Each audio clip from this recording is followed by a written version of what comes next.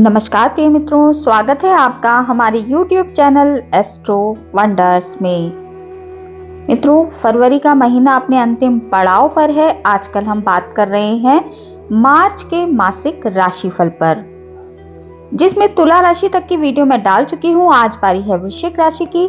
आज की इस वीडियो में हम वृश्चिक राशि वाले जातकों के लिए जानने वाले हैं कि उनके लिए मार्च 2024 कैसा रहने वाला है, किस प्रकार के ग्रहों के गोचर रहेंगे, कौन सा ग्रह कब अपना राशि परिवर्तन करेगा तथा उसका कैसा प्रभाव आपको देखने के लिए मिलेगा।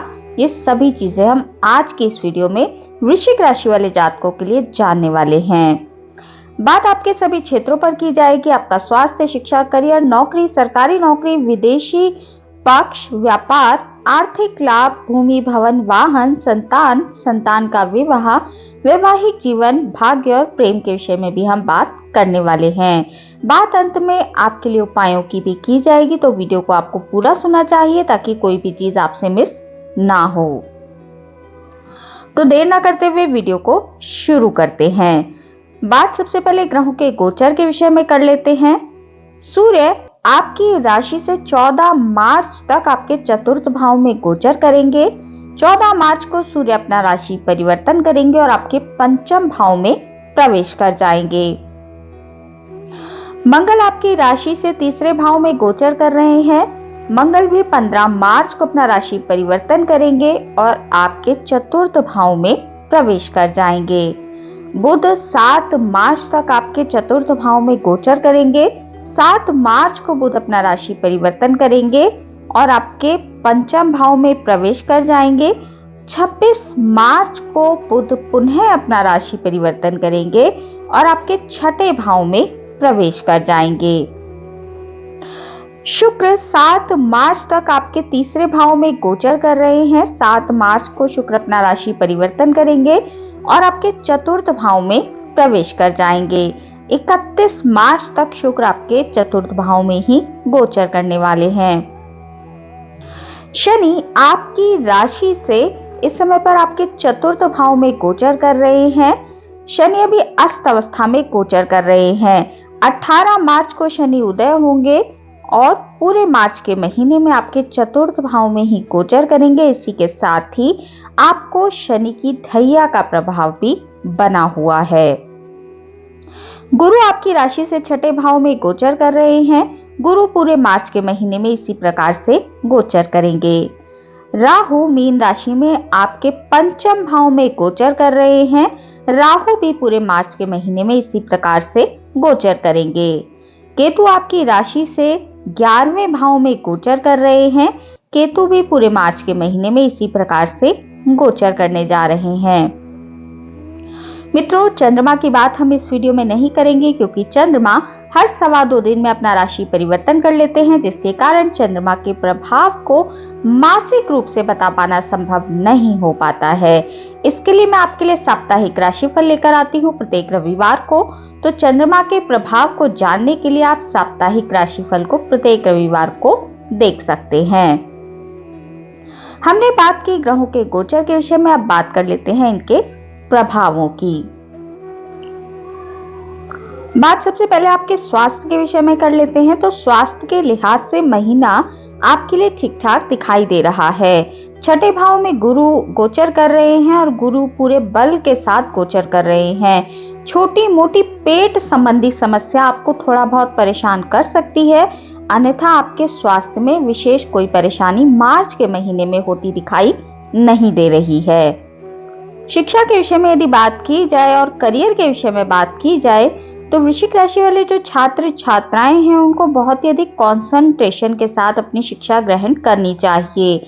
आपकी शिक्षा में बीच बीच में आपका मन उचट सकता है या कोई परेशानी आ सकती है। यदि आपकी कुंडली में राहु और केतु की स्थिति उत्तम है, राहु केतु उच्च के हैं, किसी अच्छे भाव में बैठे हैं, अच्छे योग बनाकर बैठे हैं, तो फिर आपकी शिक्षा बहुत अच्छी चलने वाली है। इतनी अच्छी शायद पहले ना रही हो। तो ये स्थिति आपकी बनी हुई है, तो कुंडली में आपको एक बार राहु केतु की स्थिति को अवश्य ही देख लेना चाहिए।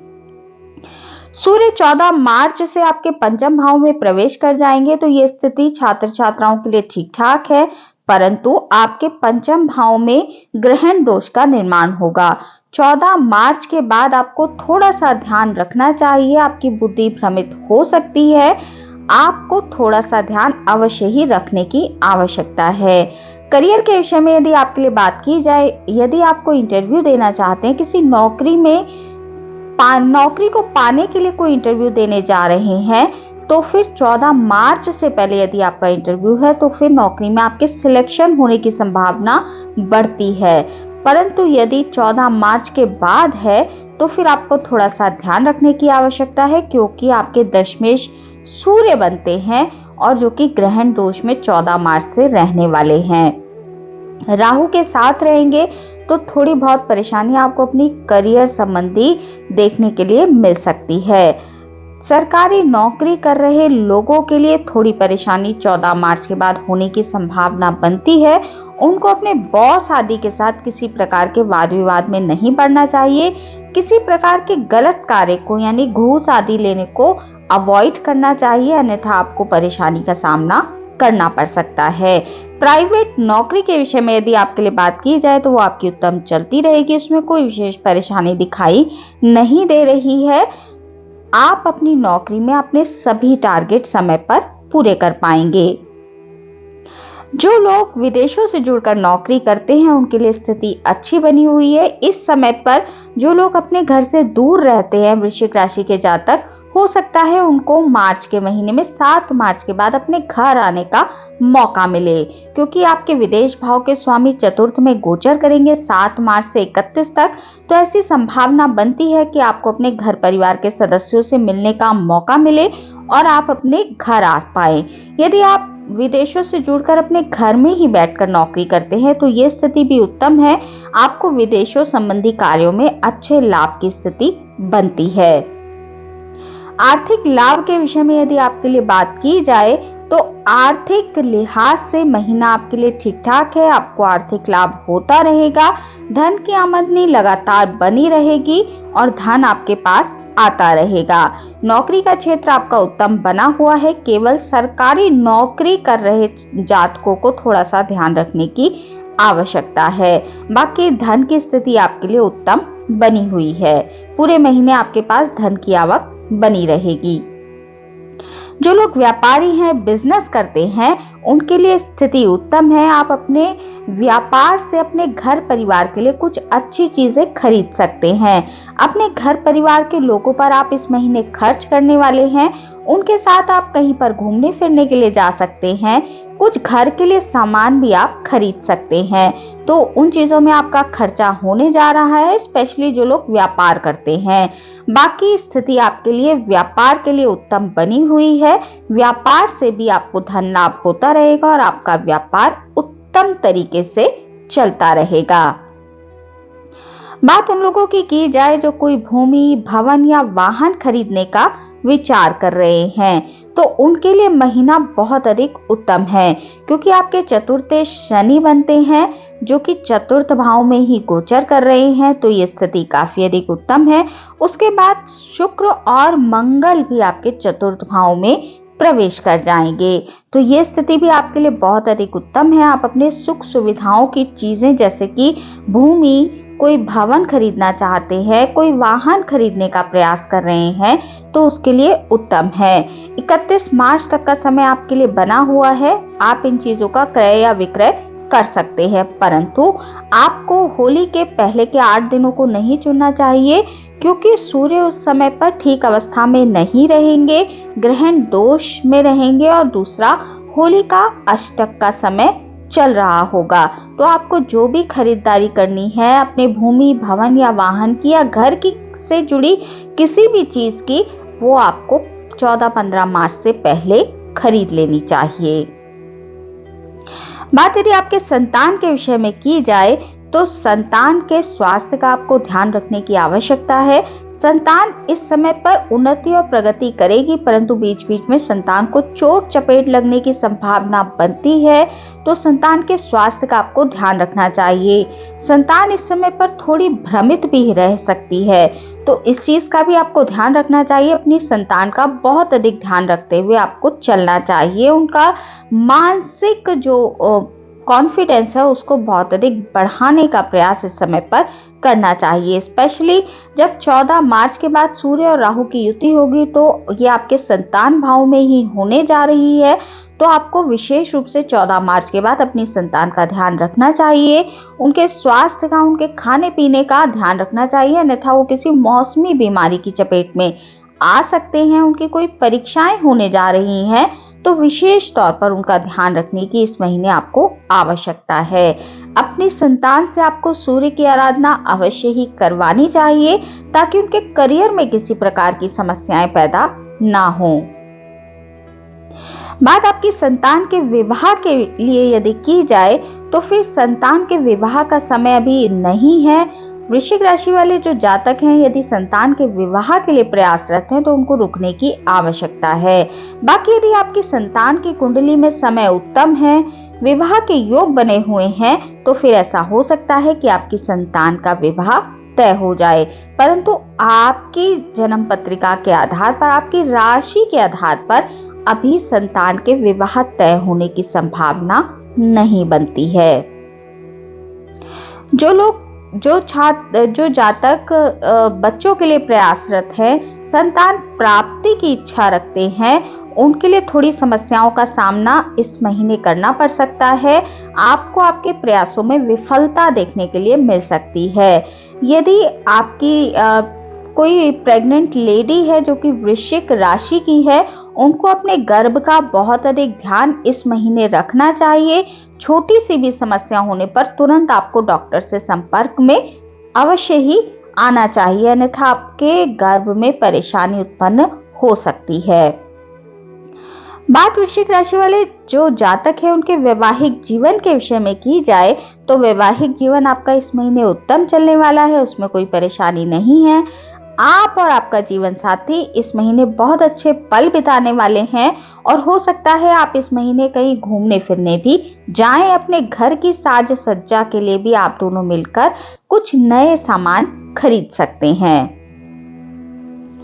बात आपके भाग्य के पक्ष की जाए तो वृश्चिक राशि वाले जातकों का भाग्य थोड़ा सा कभी बहुत अच्छा साथ देता है और कभी थोड़ा कम साथ देता है, क्योंकि उनके भाग्येश जो बनते हैं वो चंद्रमा बनते हैं। तो भाग्य का कभी बहुत अच्छा साथ आपको देखने के लिए मिलता है और कभी भाग्य आपका बिल्कुल भी साथ नहीं देता है।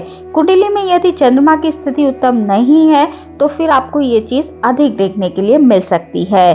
तो ऐसा जिसके साथ होता है वो कमेंट करके जरूर बताइए। बाकी मार्च के महीने में भाग्य आपका मध्यम रूप से साथ देगा।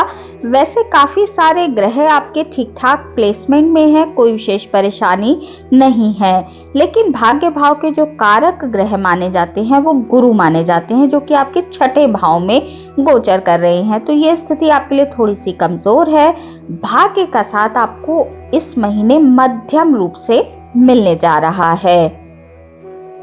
प्रेम के विषय में यदि बात की जाए, उन जातक जातिकाओं की बात की जाए जो प्रेम जीवन बिता रहे हैं, किसी के साथ प्रेम जीवन में हैं, तो उनको बहुत अधिक संभल कर रहने की आवश्यकता है। आपके प्रेम जीवन में वाद विवाद होने की पूरी संभावना बनी हुई है। बहुत अधिक शांति के साथ आपको अपने प्रेम जीवन को आगे लेना चाहिए, अन्यथा उसके टूटने की भी संभावना इन दिनों में बन सकती है। तो मित्रों, ये थी जानकारी वृश्चिक राशि वाले जातकों के लिए मार्च 2024 की।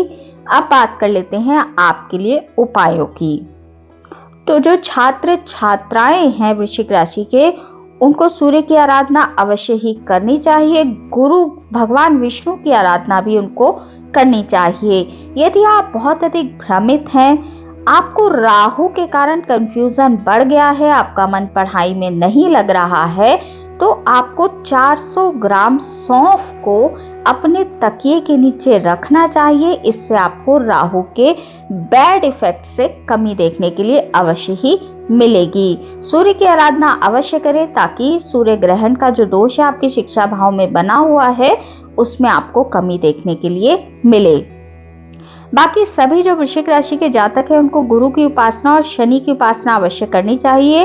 दोनों ही की प्लेसमेंट आपके लिए ठीक नहीं है। चतुर्थ भाव में शनि हालांकि राजयोग बनाकर बैठे हैं, शश नामक राजयोग आपके लिए चल रहा है, परंतु क्योंकि ये ढैया का समय है, तो थोड़ा बहुत आपको प्रभाव देखने के लिए मिल सकता है। आपके कार्य क्षेत्र की गति धीमी देखने के लिए मिल सकती है, या फिर परिवार में छोटी छोटी आपके परिवार के जनों को स्वास्थ्य संबंधी समस्याएं भी देखने के लिए मिल सकती हैं। आपके माता पिता को या फिर परिवार के अन्य सदस्यों को स्वास्थ्य संबंधी समस्याएं देखने के लिए मिल सकती हैं। तो इन चीजों को दूर करने के लिए आपको शनि की आराधना अवश्य ही करनी चाहिए। प्रत्येक शनिवार को आपको शनि मंदिर में जाकर शनि से संबंधित दान करने चाहिए और शनिदेव से प्रार्थना करनी चाहिए कि वो अपना आशीर्वाद आपको प्राप्त करें।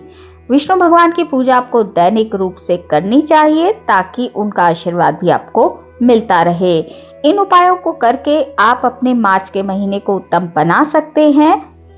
तो मित्रों, ये थी जानकारी वृश्चिक राशि वाले जातकों के लिए। आज की इस वीडियो में इतना ही। वीडियो अगर आपको अच्छी लगी हो, आपके लिए उपयोगी रही हो, तो वीडियो को लाइक कीजिए, शेयर कीजिए, कमेंट कीजिए और चैनल को सब्सक्राइब करना बिल्कुल भी ना भूलें।